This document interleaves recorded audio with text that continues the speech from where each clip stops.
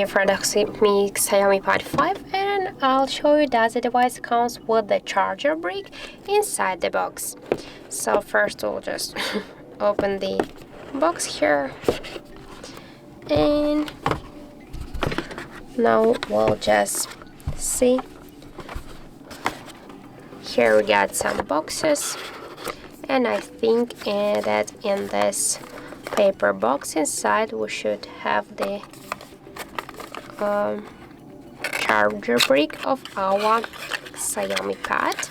And as can you see here, we got the original Xiaomi charger brick with all of the specs here on the back side of the charger.